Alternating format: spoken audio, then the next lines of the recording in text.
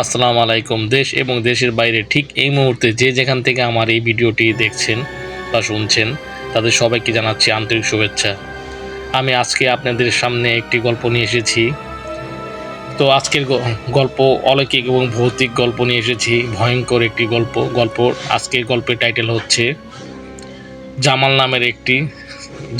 নামের একটি ছেলে, সে তার গোলাপ ফুলের বাগানে এক পরীর সাথে প্রেম হয়।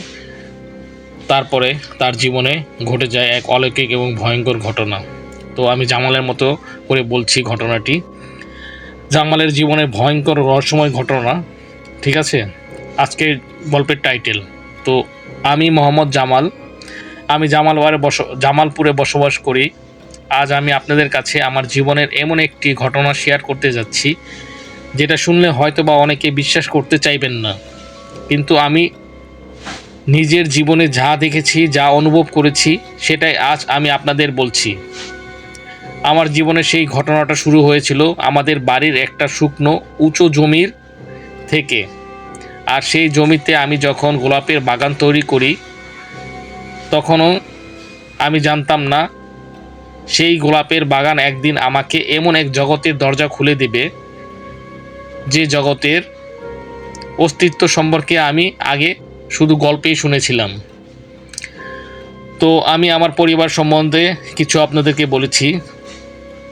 আমার পরিবারে আমি ছিলাম, আমার বাবা ছিলেন, এবং আমার বাবা একজন ইমাম ছিলেন। তিনি অত্যন্ত সৎ ও পরিশ্রমী মানুষ ছিলেন। কখনো কারোর সঙ্গে মিথ্যা কথা বলতেন না, মানুষকে নামাজ পড়াতেন এবং সবসময় সত্য ও ন্যায়ের পথে চলাফেরা করে জীবনযাপন করতেন। আমার বাবা ইমামতির পাশাপাশি আমাদের কিছু চাষের জমিও ছিল। বাবা ইমামতি করতেন, পাশাপাশি সেই জমিতে পরিশ্রম করে ফসল ফলাতেন। আবার আমি আমার পরিবারের মধ্যে সবচেয়ে বড় ছেলে ছিলাম। আমার মা বাবা ভাই বোন মিলে একটি নিম্ন মধ্যবিত্ত পরিবারে আমরা বসবাস করতাম। তো সংসারে খুব অভাব ছিল, কষ্ট ছিল, কিন্তু বাবা কখনো অন্যায় পথে টাকা উপার্জন করে নাই।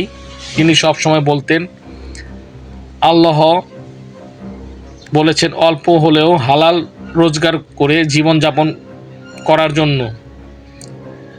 তো আমি ছিলাম আমার পরিবারের সবচেয়ে বড় সন্তান, কিন্তু তখন আমি আমার বাবার কথা মতো চলতাম না।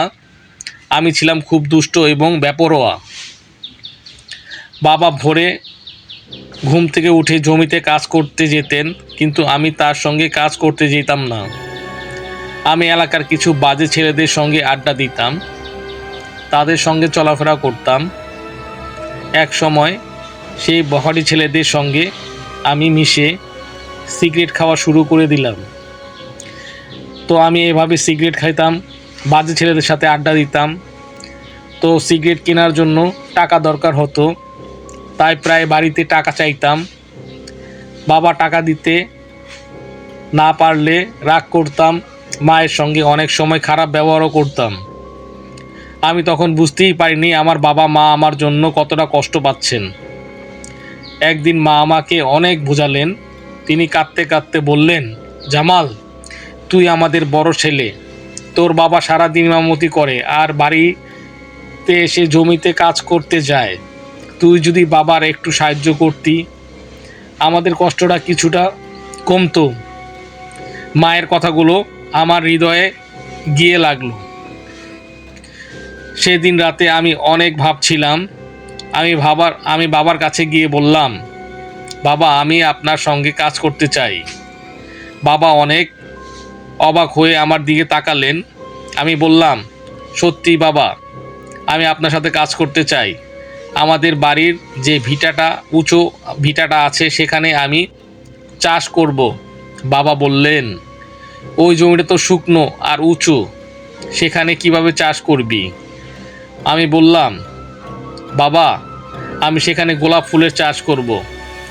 বাবা প্রথমে রাজি হতে চাইলেন না, কিন্তু আমার আগ্রহ দেখে শেষ পর্যন্ত নিজের সমর্থনের মধ্যে কিছু টাকা ধার করে আমাকে দিলেন। বললেন, মন দিয়ে পরিশ্রম করিস বাবা। আমি গোলাপের চারা কিনে আনলাম, একটার পর একটা চারা মাটিতে রোপণ করলাম। তো সকালে পানি দিতাম, আগাছা পরিষ্কার করতাম, মাটি কোপাতাম, দিনরাত পরিশ্রম করতে লাগলাম। গ্রামের অনেকে আমাকে দেখে হাসতে আরম্ভ করলো। কেউ কেউ বলতে লাগলো আমি নাকি পাগল হয়ে গেছি, এই শুকনো জমিতে গোলাপ হবে না। কেউ বলতো জামাল কয়েকদিন পরেই কাজ ছেড়ে দিবে। কিন্তু আমি কারো কথা শুনলাম না। আমি পরিশ্রম করতে শুরু করলাম। কিছুদিন পর আমার গাছগুলো বড় হতে শুরু করলো। একদিন সকালে দেখি একটি গোলাপ ফুটেছে। আমি আনন্দে দৌড়ে বাবাকে খবর দিলাম। বাবা বাগানে এসে ফুলগুলো দেখে আমার কাঁধে হাত রেখে বললেন, দেখলি, মন দিয়ে কাজ করলে শুকনো জমিতেও ফুল ফোটে। সেই দিন আমি বুঝলাম, পরিশ্রম করলে মানুষ সত্যি নিজের জীবন বদলাতে পারে। আমার গোলাপের বাগান ধীরে ধীরে সুন্দর হয়ে উঠতে লাগলো। কিন্তু কিছুদিন পর আমি লক্ষ্য করলাম, প্রতিদিন সকালে কয়েকটি করে গোলাপ ফুল উধাও হয়ে যাচ্ছে। প্রথমে ভাবলাম হয়তো কেউ রাতে ফুল চুরি করে নিয়ে যায়। তাই আমি বাগানে পাহারা দেওয়ার সিদ্ধান্ত নিলাম। বাগানের পাশে বাঁশ ও কাঠ দিয়ে একটি মাচার মতো ছোট ঘর বানালাম। সেখানে রাতে থাকতাম। প্রথম রাত কিছুই হলো না, দ্বিতীয় রাতও শান্তিতে কেটে গেল। তৃতীয় রাতে কোনো ঘটনা ঘটলো না। কিন্তু চতুর্থ রাতে আমার জীবনের সব কিছু বদলে গেল। রাতটা প্রায় 2টা। হঠাৎ আমার ঘুম ভেঙে গেল। চারপাশে অদ্ভুত নীরবতা বিরাজ করছে। তারপর আমি একটা মিষ্টি গন্ধ পেলাম, গোলাপের গন্ধের থেকেও মিষ্টি। আমি বাইরে তাকালাম। হঠাৎ আকাশের দিকে চোখ পড়ল। দেখলাম আকাশের একটি অদ্ভুত আলো জ্বলছে। আলোটা ধীরে ধীরে নিচে নামছে। তারপর সেই আলো আমার গোলাপের বাগানের উপরে এসে থামলো। আর সেই আলোর মধ্যেই থেকে কয়েকজন সুন্দরী মেয়ে ধীরে ধীরে নিচে নামতে লাগলো। তারা নিঃশব্দে গোলাপের বাগানে ঢুকে ফুল হাতে তুলতে শুরু করলো। আমি অবাক হয়ে তাকিয়েছিলাম। তখন আমি জানতাম না তারা কারা। আমি সাহস করে একজনকে ধরে ফেললাম। সে আমার দিকে তাকিয়ে বলল, আমাকে ছেড়ে দাও। আমাকে ছেড়ে দাও, তুমি জানো না আমি কে। আমি বললাম, তুমি কে? সে কিছুক্ষণ চুপ করে থাকে। তারপর বলল, আমি মানুষ নই, আমি পরী, জিনদের একজন। তার নাম ছিল নূরপরী। প্রথমে আমি তাকে ভয় পেতাম, কিন্তু ধীরে ধীরে তার সঙ্গে আমার কথা হতে লাগলো। আমি তাকে আমার পরিবার, বাবা মা, আমার জীবনে আর গোলাপের বাগানের কথা বলতাম। সে আমাকে তার জগতের কথা বলতো। দিনের পর দিন আমাদের দেখা হতে লাগলো। এক সময় আমাদের মধ্যে গভীর ভালোবাসা তৈরি হলো। আমি জানতাম নূরপরী মানুষ নয়, আমি জানতাম সে একজন পরী জিন। তারপর একদিন সে আমাকে তার দেশে ফিরে নিয়ে গেল। নূরপরীর হাত ধরে আমি এক অদ্ভুত জগতে প্রবেশ করলাম। সেখানে এমন সব দৃশ্য দেখলাম যা মানুষের পৃথিবীতে কখনো দেখিনি। অদ্ভুত সুন্দর বাগান, অচেনা ফুল, বিশাল প্রাসাদ, অদ্ভুত আলো। নূরপরী আমাকে তার বাবা ও ভাইয়ের সঙ্গে পরিচয় করিয়ে দিল। তার বাবা আমাকে খুব পছন্দ করলেন। তার ভাইও আমাকে ভালোবাসা দিয়ে গ্রহণ করলেন। সেখানে আমাকে অনেক সুস্বাদু খাবার দেওয়া হতো। আমি ধীরে ধীরে সেই জগতের জীবনে অভ্যস্ত হয়ে গেলাম। নূরপরীর সঙ্গে আমার প্রেমের সম্পর্ক গড়ে উঠল এবং আমরা একে অপরকে আরও গভীরভাবে ভালোবাসতে শুরু করলাম। এই ঘটনাটি যখন তার বাবা ও ভাই দেখল, তখন তারা আমাদের দুজনকে বিয়ে দেওয়ার সিদ্ধান্ত নিলেন। এক পর্যায়ে নূরপরীর বাবা আমাকে প্রস্তাব করলেন এবং আমি বিয়েতে রাজি হয়ে গেলাম। এভাবে আমি নূরপরীর পরিস্থানে বসবাস করতে লাগলাম এবং সুখে শান্তিতে বসবাস করছি। আমাদের জীবন সুখে শান্তিতেই চলছে। তখন আমাদের ঘরে 2টি সন্তান জন্ম নিল। 2 সন্তানই ছিল খুব সুন্দর। আমি তাদের ভালোবাসায় ডুবে গেলাম। দিন, মাস, বছর কিভাবে সময় কেটে গেল আমি জানি না। ধীরে ধীরে আমার পৃথিবীর কথা ভুলে যেতে লাগলাম।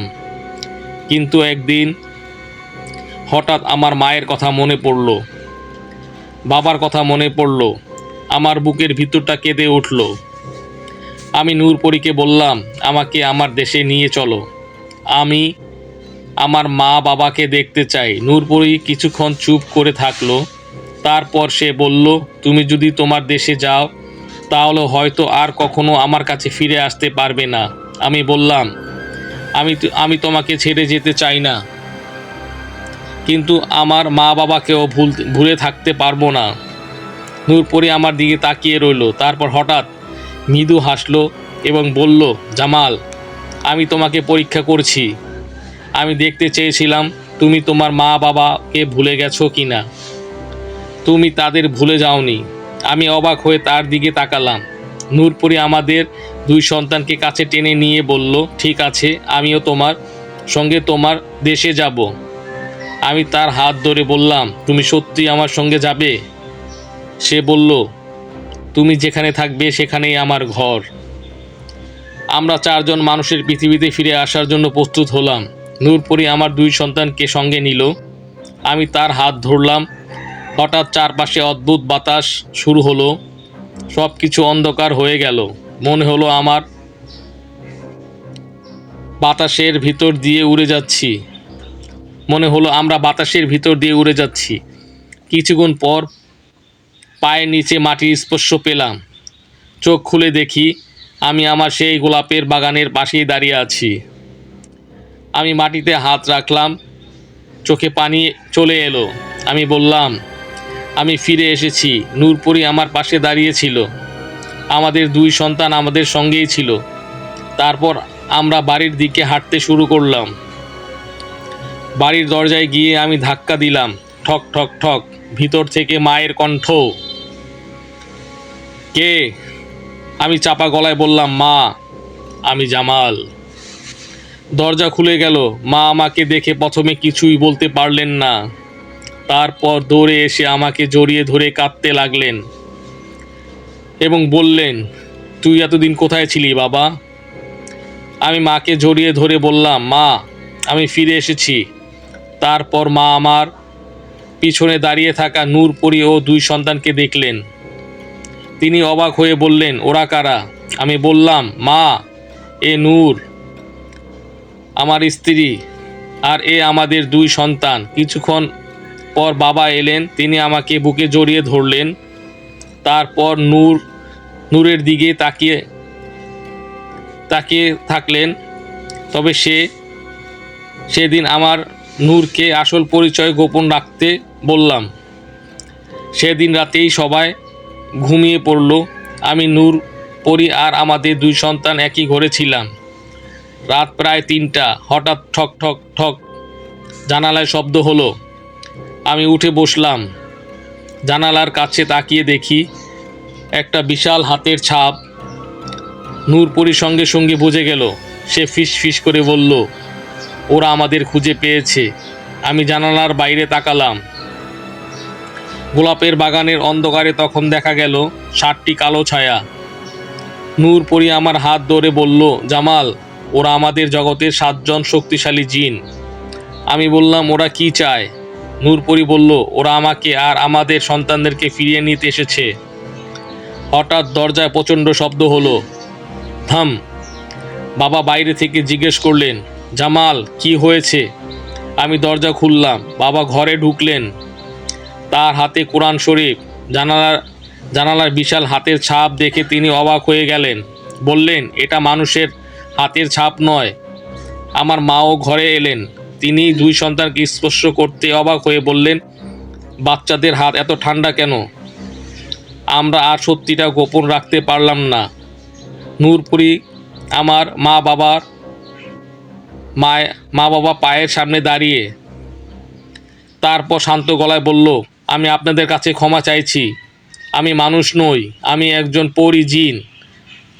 আর এই দুইটি সন্তান আমাদের সন্তান। ঘরে নিস্তব্ধতা নেমে এলো। আমি বাবার দিকে তাকিয়ে বললাম, বাবা, আমি সব জানি, আমি ওকে ভালোবাসি। নূরপুরি কখনো আমার ক্ষতি করেনি, বরং ও আমাকে আমার মা বাবাকে ভুলে না যেতে শিখিয়েছে। বাবা কিছুক্ষণ চুপ করে থাকলেন, তারপর নূরপুরির দিকে তাকিয়ে বললেন, তুই যদি আমার ছেলেকে ভালোবাসিস আর আমার নাতি নাতনিকেও ভালোবাসিস বা ভালো রাখিস, তাহলে তোর পরিচয় যাই হোক, তুই আমাদের পরিবারের একজন। নূরপুরির চোখে পানি চলে এলো।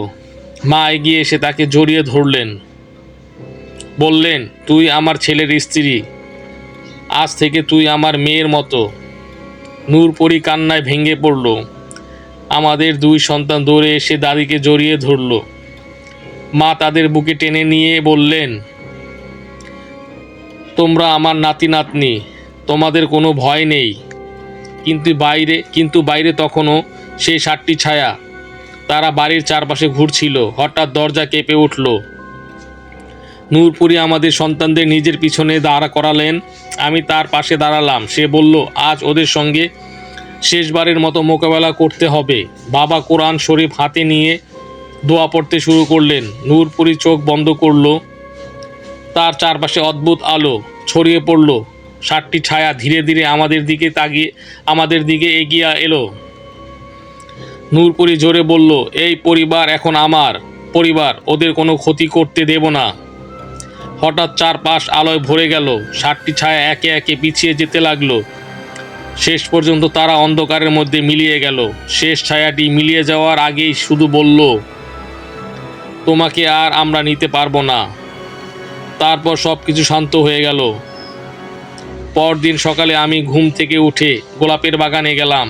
দেখলাম সারা বাগান অসংখ্য গোলাপ ভরে গেছে। আমার মা উঠানে বসে আমাদের দুই সন্তানকে নিয়ে খেলছেন। বাবা দূরে দাঁড়িয়ে বাগানের দিকে তাকিয়ে হাসছেন। নূরপুরি আমার পাশে এসে দাঁড়ালো। আমি তার দিকে তাকিয়ে বললাম, এখন তুমি কেমন অনুভব করছো? সে হাসলো, বলল, আমি আর তোমাদের পরিবারের অতিথি নই, এখন আমি তোমাদের পরিবারের একজন। আমি তার হাত ধরলাম। আমাদের দুই সন্তান দৌড়ে এসে আমাদের জড়িয়ে ধরল। বাবা দূর থেকে বললেন, জামাল, তুই এই গোলাপের বাগানটা এখন শুধু তোর নয়, এটা আমাদের পুরো পরিবারের। আমি বাবার দিকে তাকিয়ে হাসলাম। আমার চোখে পানি চলে এলো, কারণ যে ছেলে একসময় বাবা মায়ের বোঝা ছিল, সেই ছেলে আজ নিজের পরিবারকে ভালোবাসতে শিখেছে। সেই রাতের পর আর কখনো আমরা সেই 7টি জিনকে দেখিনি। নূরপুরি মানুষের পৃথিবীতে আমাদের সঙ্গে থেকে গেল। আমার মা বাবা তাকে নিজের মেয়ের মতো ভালোবাসতে লাগলেন। আমাদের দুই সন্তান দাদা দাদির আদরে বড় হতে লাগলো। আর আমার গোলাপের বাগান দিনে দিনে আরও সুন্দর হয়ে উঠল। তখন আমি গোলাপের চারা বাজারে বিক্রি করে অনেক টাকা উপার্জন করলাম। এভাবে আমাদের পরিবারের মধ্যে স্বাচ্ছন্দ্য ফিরে এলো এবং অভাব অনটন দূর হয়ে গেল। তখন আমি বুঝেছিলাম, মানুষের পরিচয়, জিনের পরিচয়, এসবের চেয়ে বড় হলো ভালোবাসা, বিশ্বাস আর পরিবারের প্রতি দায়িত্ব। যে গোলাপের বাগান দিয়ে আমার জীবনে শুরু হয়েছিল, সেই গোলাপের বাগানই শেষ পর্যন্ত আমার পরিবারকে এক করে দিয়েছে। এটাই আমার জীবনের সবচেয়ে ভয়ঙ্কর ও রহস্যময় এবং একই সঙ্গে সবচেয়ে সুন্দর একটি মুহূর্ত। তো বন্ধুরা, এই ধরনের গল্প যদি আপনারা আরও বেশি চান, তাহলে অবশ্যই এই চ্যানেলটিকে লাইক, কমেন্ট এবং সাবস্ক্রাইব করতে আমার পাশে থাকবেন।